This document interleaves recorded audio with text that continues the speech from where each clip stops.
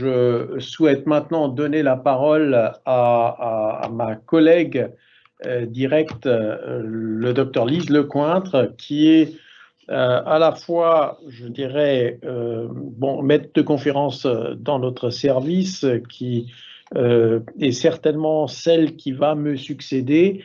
Et donc, je connais les qualités professionnelles et humaines, et je sais que je vais pouvoir me retirer tout à fait sereinement et calmement.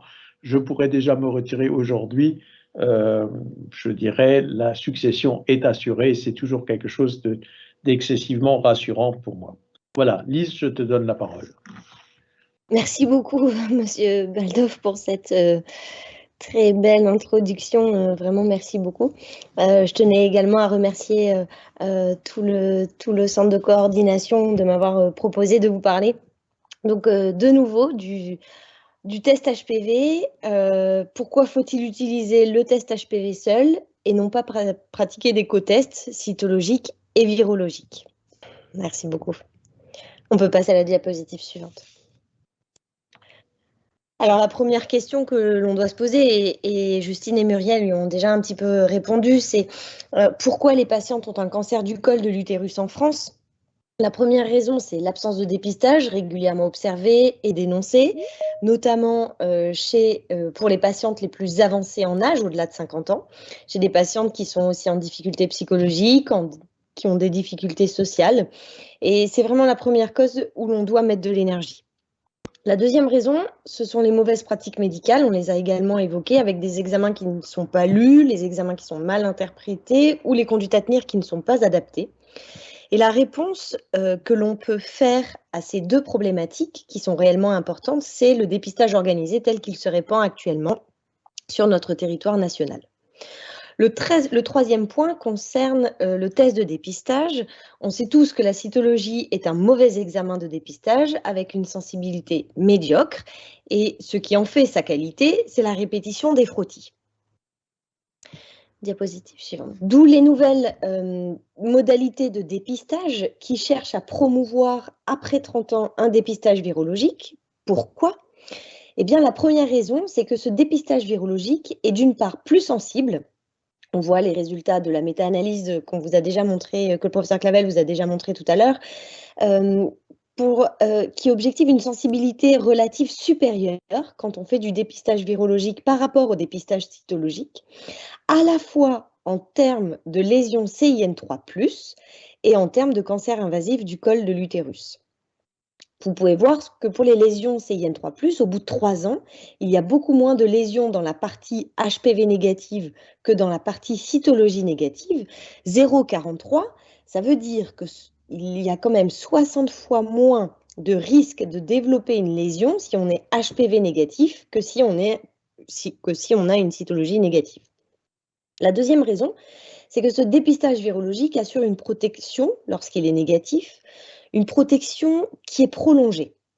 On voit que la limite acceptable en termes de durée après un frottis anormal est à peu près à 3 ans, alors qu'il passe à 5 ans en cas de test HPV négatif. En effet, vous voyez bien, les 3 premières années, c'est à peu près comparable et la courbe commence à se modifier pour la cytologie à partir de 3 ans, comparée à la courbe HPV. Vous voyez que le risque relatif à 3 ans était de 15,4 quand on employait la cytologie et de 4,6 en cas d'HPV, donc 3 fois moins important. Donc l'HPV donne bien une protection et une protection qui est bien meilleure que la cytologie. Et si on regarde à 5 ans, le risque relatif est à 8,7 alors qu'on avait accepté avec la cytologie un risque de 15,4 puisque la recommandation était de le faire tous les 3 ans. Donc vous voyez bien, on diminue en espaçant à 5 ans de moitié le risque de développer un cancer invasif. Donc finalement, ce que l'on peut dire est que le test virologique fait la preuve de son efficacité et de sa supériorité, à la fois en termes de sensibilité et de durée de protection s'il est négatif par rapport à la cytologie. D'où les nouvelles recommandations, on va vite passer, qui font appel à la notion de dépistage. C'est important, le dépistage qui va s'intéresser à toute une population, une masse de personnes, pour parvenir à un diagnostic qui va s'intéresser à un individu. On vous les a déjà montrés tout à l'heure. On va se concentrer sur les patientes entre 30 et 65 ans. Le dépistage organisé va reposer dans un premier temps sur ce dépistage virologique, puisque c'est logique, entre 30 et 65 ans, il y a moins d'HPV, mais plus de lésions, ce qui n'est pas le cas de la tranche d'âge 25-30 ans. Après 30 ans, donc le test HPV en première intention. S'il est négatif, elle est bien mieux protégée que par la cytologie qu'on faisait avant, et on peut se permettre d'espacer tous les 5 ans. On peut passer à la diapositive suivante. Alors, d'où vient cette polémique du co-testing, du co-test? La polémique, elle vient d'une publication américaine, rapidement suivie d'autres publications, qui mettent en avant l'intérêt de ce co-test virologique et cytologique. Diapositive suivante. Voilà cette publication où l'on peut voir qu'il y a un nombre important de patientes soumises à ce co-test et les conclusions des auteurs qui indiquent qu'environ 19% des femmes ont présenté des lésions HPV induites malignes invasives méconnues par le simple test HPV et rattrapées par le co-test. Donc la question posée par les auteurs était la suivante: ne peut-on pas promouvoir le co-test, c'est-à-dire réaliser à la fois un test HPV et une cytologie concomitamment? Voilà les résultats de cette étude. Parmi ces patientes, si on s'intéresse au diagnostic de lésion CIN3+, dans l'année suivant le test, on voit que le test HPV est plus sensible que la cytologie, mais le co-test, avec 89% de sensibilité, le remporte sur les deux tests séparés, virologique et cytologique. Si on s'intéresse maintenant aux patientes qui ont une lésion CIN3+, à peu près 4000 femmes, la sensibilité du co-testing dans cette étude est supérieure à la sensibilité offerte par un test HPV seul, près de 99% versus 94%. Avec, bien entendu, comme il fallait s'y attendre, une spécificité du co-testing qui est moins bonne et en conséquence une valeur prédictive positive qui est plus faible. Si on s'intéresse maintenant aux 526 cancers invasifs de cette population âgée de 30 à 65 ans, là encore, le co-test est supérieur en termes de sensibilité au test virologique seul. Vous voyez 95% versus 81%. Et cette supériorité du co-test affichée par les auteurs est supportée principalement par les adénocarcinomes du col de l'utérus, qui représentent environ 10 à 15% des cancers invasifs du col. En regardant de façon plus précise les choses, en termes de faux négatifs, le test HPV méconnaît un certain nombre de cancers squameux et encore plus de cancers adénocarcinomateux. Et on voit que le co-test est supérieur en termes de faux négatifs. Le co-test offre moins de faux négatifs. Donc finalement, on peut dire que le co-test est plus sensible que le test HPV et les faux négatifs concernent plus les adénocarcinomes que les cancers squameux lorsqu'on regarde simplement la virologie.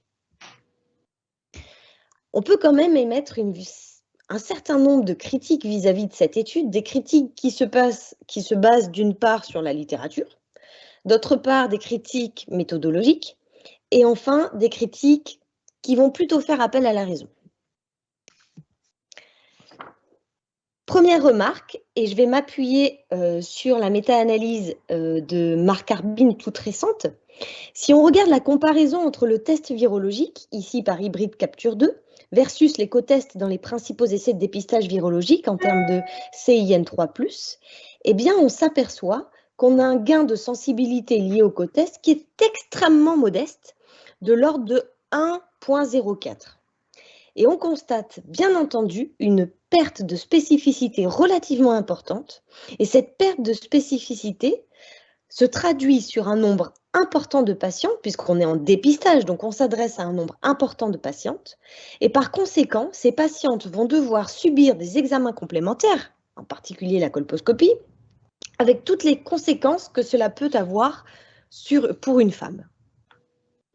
Si on continue toujours avec la même méta-analyse de Mark Harbin, ce qu'il se passe pour les cancers invasifs. Le co-test a effectivement une sensibilité supérieure au test HPV, environ 10% des cas. Mais attention, c'est vrai que cette sensibilité relative, HPV versus cotest, est en faveur du cotest avec 10%, mais attention, 10% de très peu de cas, car en réalité, il y a relativement peu de cancers invasifs. Donc en fait, on va mettre en branle toute une machinerie avec le cotest pour finalement diagnostiquer très peu de cancers invasifs en plus versus simplement l'analyse virologique, le test virologique. Des critiques méthodologiques peuvent également être faites dans ces études et ces critiques, il faut savoir qu'elles restent vraies pour toutes les autres publications qui ont suivi, car elles suivent toutes le même modèle. Ce sont toutes des études transversales. Donc ça veut dire que c'est une photo à un moment donné, à un instant T, qui correspond à une année d'observation après un test négatif. Généralement, c'est cette année-là dans les études sur le dépistage cervical. Elle compte également un faible niveau de preuve analytique, incapable de discerner les raisons qui ont conduit à l'échec ou à la réussite du test de dépistage. Et enfin, il existe de nombreux biais, des biais de recueil, des biais liés à la population source. Et nous le voyons bien en cancérologie avec ce que nous sommes en train de vivre avec la pandémie Covid, qui a modifié l'attitude des patientes. Par exemple, en termes de dépistage, on pourrait dire qu'aujourd'hui, il y a moins de cancer du col depuis le début de la pandémie, grâce au Covid, entre guillemets.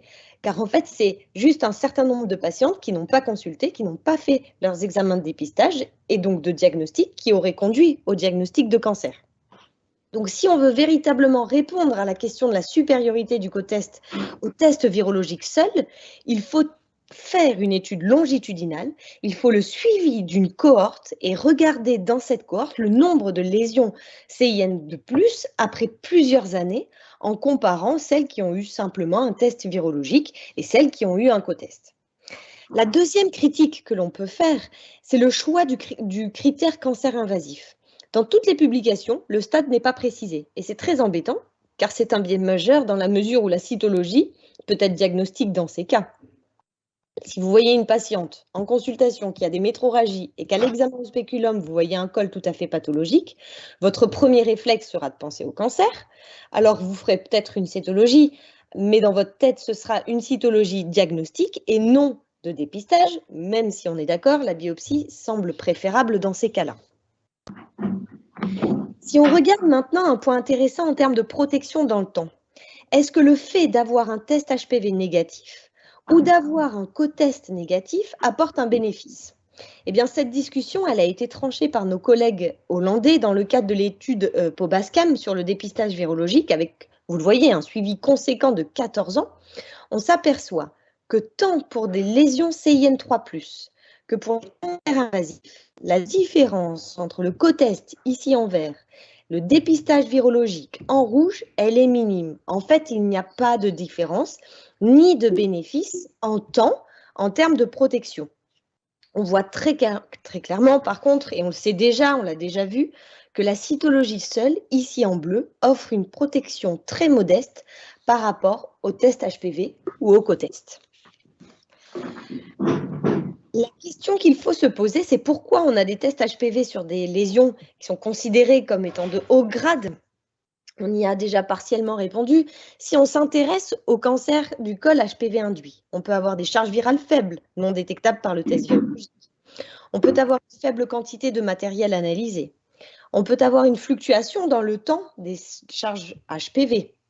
On sait par exemple que plus le cancer est évolué, moins la charge virale sera élevée et détectable. On peut avoir une certaine hétérogénéité au sein d'une plage lésionnelle ou des différences selon le test à visée de dépistage virologique que l'on utilise. On peut aussi avoir des lésions liées à des génotypes non détectés par les tests, c'est rare mais ça existe. On peut avoir des cancers qui brûlent les étapes avec des publications qui nous disent que le HPV45, qui fait partie de la série Alpha 7, grille les étapes et le temps classiquement d'une dizaine d'années entre les lésions prémalignes et le cancer invasif peut se raccourcir considérablement. Et enfin, on peut avoir de très rares cancers du col, de l'utérus, d'origine non squameuse et non glandulaire. Et ceci, quand même, reste une véritable exception. Alors, en conclusion, je pense qu'il faut avoir la vision d'un dépistage virologique et ne pas tout mélanger. Un test HPV ne sert pas au diagnostic d'un cancer du col. Le diagnostic du cancer invasif, c'est d'une part déjà trop tard. Et d'autre part, c'est un diagnostic clinique. On met un spéculum, on regarde. Le test HPV, lui, va servir au dépistage des lésions de haut grade. Et le dépistage, ce n'est pas s'intéresser à une patiente en particulier, mais c'est la répétition rythmée dans le temps des tests en population avec donc des objectifs de santé publique et donc nécessairement coût efficace et qui doit être évalué si on parle de santé publique. J'espère vous avoir convaincu que le co-test, pour moi, est un gaspillage d'énergie et d'argent. Je pense qu'il faut accepter que rien n'est parfait à 100%, que le passage entre la cytologie et la virologie, c'est vraiment une amélioration, car quand on faisait de la cyto, on avait des faux négatifs, que le fait d'avoir des cas exceptionnels, et ça existe, où l'on développe des lésions alors que le test est négatif, ne doit pas nous faire revenir à la vieille bonne méthode de la cytologie. Le test HPV seul améliore les choses. Je pense qu'il faut rassurer les patientes quand c'est négatif. Et le fait de rajouter une cyto ne va pas ajouter de la sécurité aux patientes, mais lui imposer surtout des examens et notamment des colposcopies pour rien. Et la perte de la spécificité, clairement, du co-test augmente la morbidité et qui finalement n'est pas compensée par le faible gain de sensibilité. Tout ça toujours pour aboutir à des examens inutiles. Je vous remercie.